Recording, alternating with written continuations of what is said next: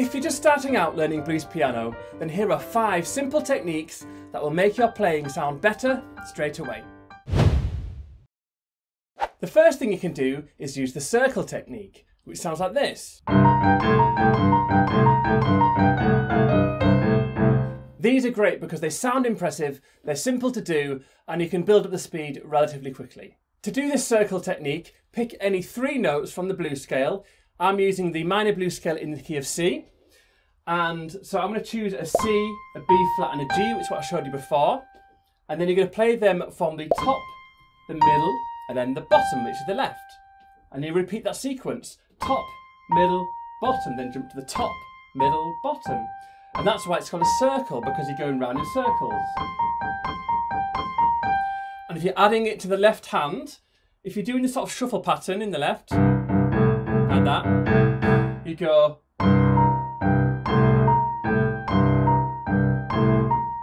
Yeah. Or if you want a simpler left hand, just go like that.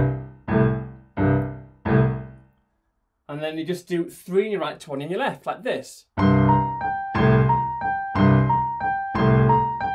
And you can do those on any 3 notes of the blues scale. You could try it on the F, E flat and C.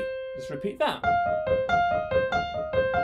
And then once you're used to them, you can flow into them when you're improvising with the blues scale, like this.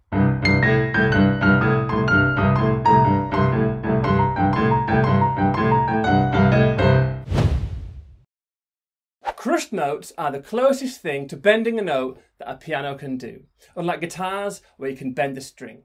They sound like this.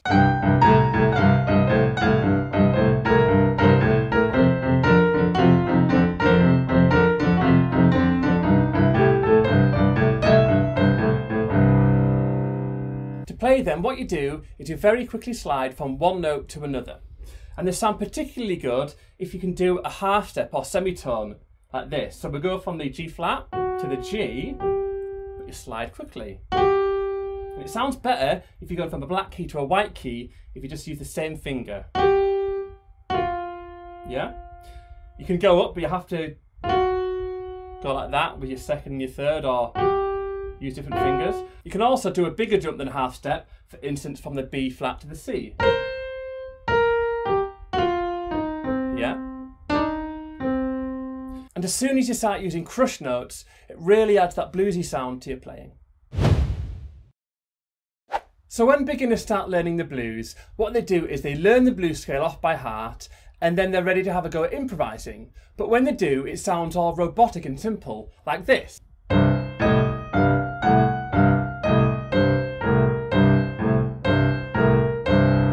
To get away from that sound, what you need to do is start using syncopated rhythms, otherwise known as offbeat rhythms, which is when you play in between the main beat, like this.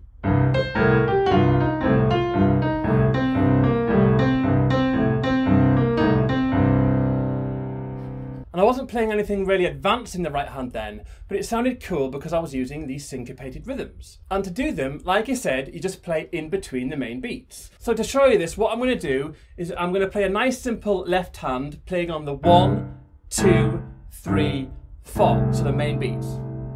And in your right hand, we're going to play on the ands in between. So if we're going 1 and 2 and 3 and 4 and. So in the right hand you can play notes from the blues scale, but on those ands in between those main beats. Like this. 1 and 2 and 3 and 4 and 1 and 2 and 3 and 4 and. So that is a syncopated rhythm.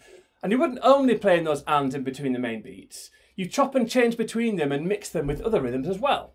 For example, you could play on the first beat and then play on the ands after, like this.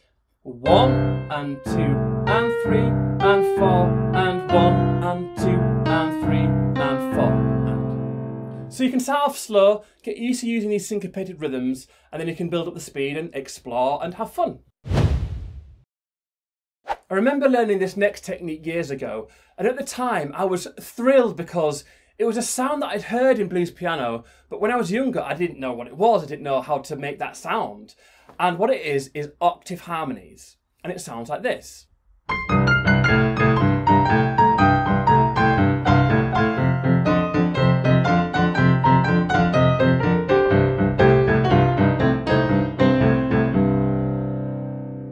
And what you do is, whichever scale you're using, play the root note either above or below the rest of the notes in the scale. For example, in the C minor blues scale, you would play the root note, which is the C, an octave above, and then you'd play through the rest of the scale like this.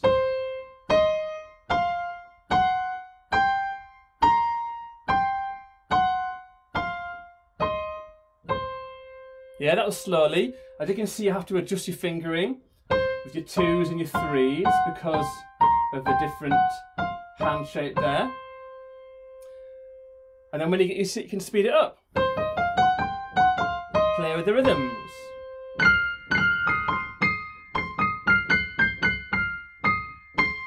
Yeah? You can also add the root note underneath, like this.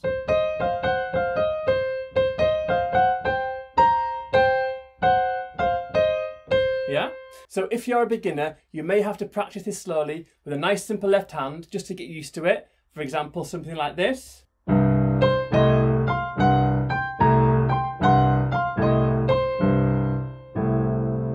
But then when you get used to it, you can speed it up.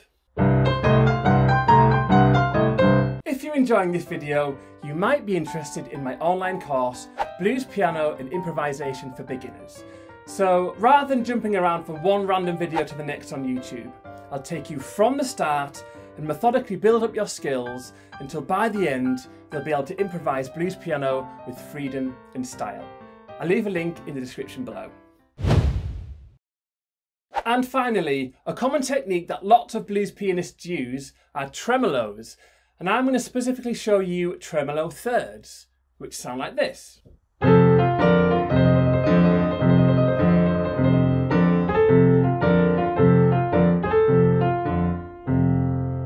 To do them, you take a third, which if you're in the key of C is where you skip out a white key, and then you rock backwards and forwards between them. For example, let's just take an E and a G, and then you just rock backwards and forwards. Like that.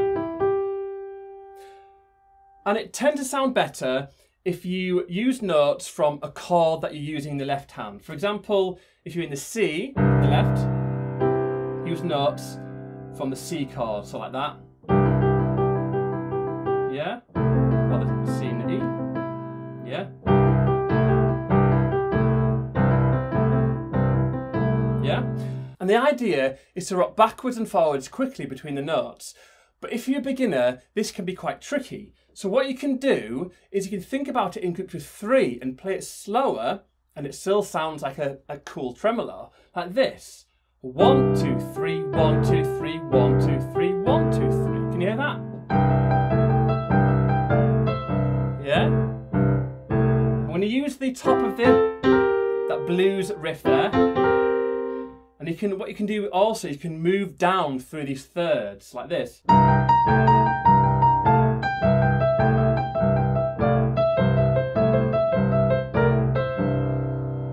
Or over the F chord.